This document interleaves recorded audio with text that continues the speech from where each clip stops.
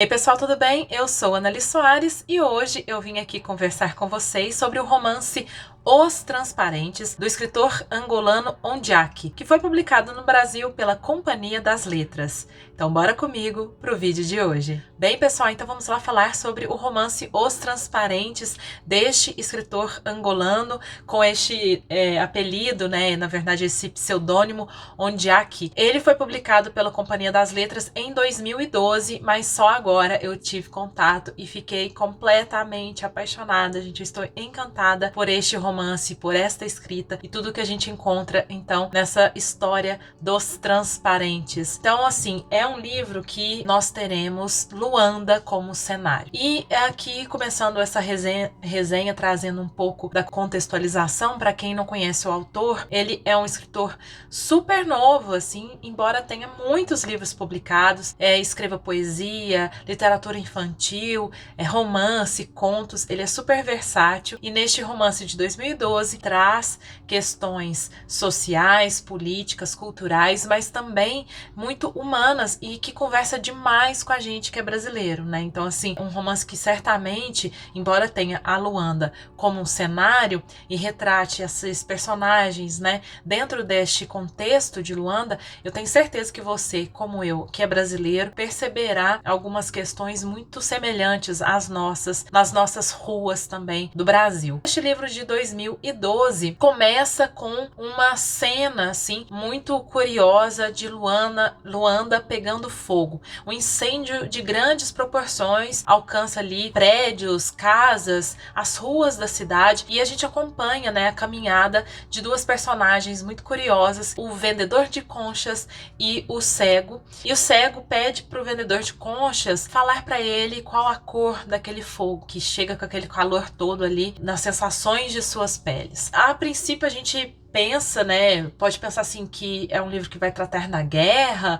ou de alguma coisa ali que terá grandes importâncias, né, as motivações desse incêndio, mas de repente a narrativa volta um pouco no tempo, embora não fique necessariamente claro assim a princípio, e a gente percebe que estamos acompanhando assim as histórias, passagens assim de histórias de outras personagens. Uma coisa assim da escrita que eu fiquei absolutamente encantada do Ondiaki é que brinca, né, com a linguagem e com a escrita em si, não usando pontos finais e maiúsculas no começo dos parágrafos. Isso dá até uma estrutura um tanto próxima, vamos, muito entre aspas, porque não é exatamente, né, uma estrutura de poema, mas a sua linguagem muito lírica acaba sendo resgatada também pela própria escrita ali, porque um parágrafo meio que não termina e ele se une àquele próximo, embora muitas vezes seja para falar de um outro lugar na cidade, de uma outra personagem, como se o autor dissesse que mesmo que tenha ali acabado aquela cena ou aquele pensamento ou alguma coisa assim, aquilo não termina ali, né? As coisas não são finalizadas exatamente. Numa fluidez muito bonita, né, de narrativa, a gente começa a acompanhar as histórias de diversos personagens nessas ruas de Luanda. E percebemos o encontro de muitas dessas personagens que são todas moradoras de um prédio de pessoas muito pobres, né? É uma espécie, assim, de verticalização, né, da pobreza, né? Então, é um prédio em que coisas muito diferentes acontecem e, portanto, aí se insere certa fantasia, não sei se uma fantasia, mas até assim, vamos falar que elementos fantásticos ou de um realismo mágico são utilizados pelo autor para fazer metáforas, para retratar questões certamente de uma realidade, de uma sociedade e cultura de Angola, mas que eu acho que ultrapassa as fronteiras de Angola. Mas enfim, eles moram neste prédio. O Odonato, a Maria com Força, Amarelinho, Paizinho, são nomes das personagens muito curiosos, né, que vão se unindo, né, nesse quebra-cabeças de histórias que a gente acompanha. E essas pessoas, elas têm muito as problemáticas individuais, porém elas se assemelham nesta característica de serem, de certa maneira, os transparentes de uma sociedade, de um país tão problemático com diferenças sociais importantes, né? Por isso que eu falo que nós brasileiros entendemos, né? Então, os transparentes vivem, né, as dificuldades necessidades da cidade e, portanto, o autor aborda questões como a falta de acesso à água, ao saneamento, também a fome, que é muito importante, principalmente a gente vê como isso afeta a vida do Odonato, que metaforicamente e liricamente o autor coloca como um homem que está se tornando literalmente transparente. Então, é a invisibilização desses sujeitos, desses indivíduos, dentro de um cenário social. Neste romance, a gente também encontra personagens da vida política e pública, né, de Luanda, empresários ali com interesses muito interessantes, vamos dizer assim. A gente, inclusive, até vê uma mudança na linguagem do autor quando nós estamos nesses dois ambientes tão diferentes, sobre moradores de Luanda que estão ali nas suas lutas diárias, não só com as suas questões individuais, mas também com questões que nos fazem questionar, né, as problemáticas de uma sociedade, mas também fala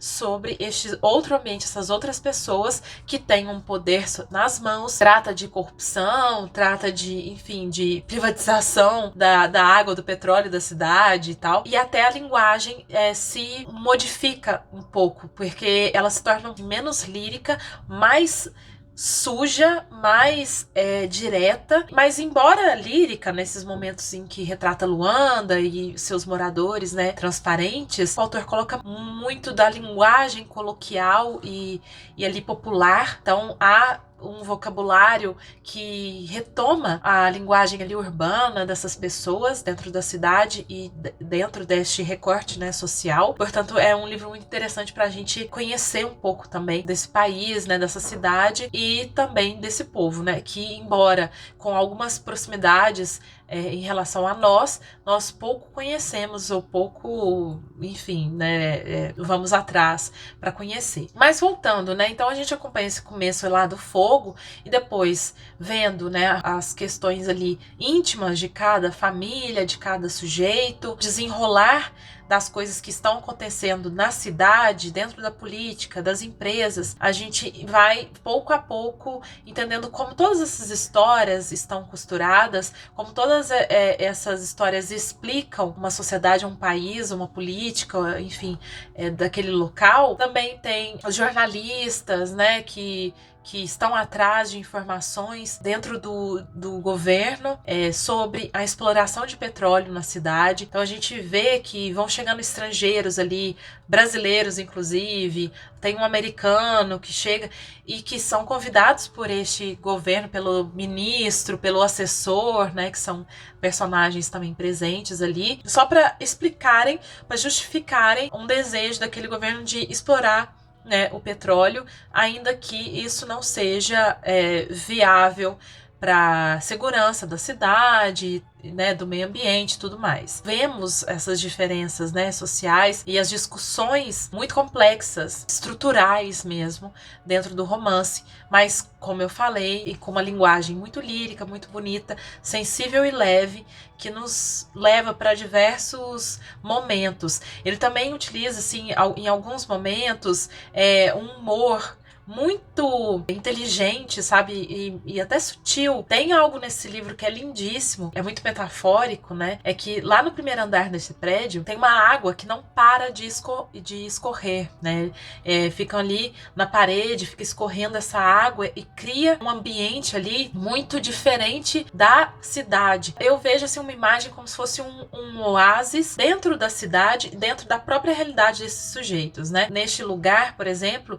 eles sentem coisas nos corpos que são diferentes, uma sensualidade, né, ou uma sensação de liberdade, de refresco mesmo para essas personagens. Tem uma cena lindíssima em que muitos deles ali se encontram neste primeiro andar, tiram seus sapatos, né, então aquele calor, aquela coisa seca, assim, aquela coisa, né, então eles chegam lá e podem se refrescar e podem se tranquilizar, eles põem os pés nas águas e começam a conversar e a rir. Então o autor, ele consegue dar pontos de leveza, de humor ou de acidez, ironia, que quebra um pouco também a dureza, e a acidez e a aridez, né? Acidez não, acidez também, e a aridez da história, do contexto, né? Então é muito bem feito, né? Então a gente tem uns respiros, mas que mesmo no respiro não deixa de ser algo que diz muito, né? E que retrata uma sociedade, etc, etc, né? Então é muito bonito, gente, é muito bonito mesmo, assim. Algumas cenas que ele desenha, essas andanças dessas personagens pela cidade e a maneira como ele consegue fazer que a gente se conecte a essas personagens, mesmo sendo muito diferentes, muito diversas da nossa própria realidade ou a nossa própria experiência. Eu acho que é um dos livros mais sensíveis que eu li nos últimos tempos. Eu fiquei realmente encantada, me chamou muita atenção a maneira como ele escreve, né,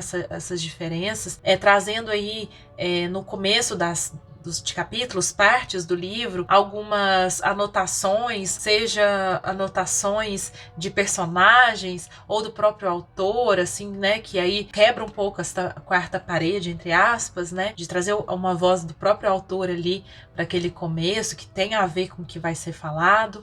E eu achei muito bacana como ele consegue colocar no começo, então, aquela cena do que eu falei, de um incêndio e tal, ele vai dar voltas, a gente acompanha todas as histórias, o que está acontecendo, e entende o que é o contexto, e no final a gente volta àquele momento do incêndio, entende por que e como, né, esse incêndio acontece, onde estão essas pessoas, né, o vendedor de conchas, o cego, no começo da história, quem são eles, enfim, a gente percebe que a coisa, né, a história tá chegando ao fim, e dá uma mistura, assim, sabe, não sei, de tristeza, porque a gente sabe que tá acabando, e de alegria por ter conhecido essas histórias e de ter visto algo tão bonito ser escrito, sabe? Eu fiquei muito impressionada, embora denso, com questões temáticas muito importantes e tensas. É um livro super leve. E aí tem também a metáfora, né, da leveza no odonato desse homem que é transparente, que vai se tornando cada vez mais leve, né? E também é um pouco a minha impressão como leitora ao ler Os Transparentes. Gente, sério, leiam, conheçam, é uma literatura lindíssima, e fica assim uma dica de um autor contemporâneo angolano, muito importante, né, aclamado não só no seu país, mas também toda a África e para além de África, Portugal e Brasil. Já é um autor mais conhecido aqui no Brasil, né, mas que talvez você não conheça. Eu espero que você sim vá atrás, conheça. Eu tô doida já para conhecer o resto da sua literatura. Espero que vocês tenham gostado. Me digam ali embaixo se vocês já conheciam este autor, o que vocês acharam da história, se te interessa. É isso, a gente conversa ali embaixo. Espero vocês no próximo vídeo. Um beijo grande e até!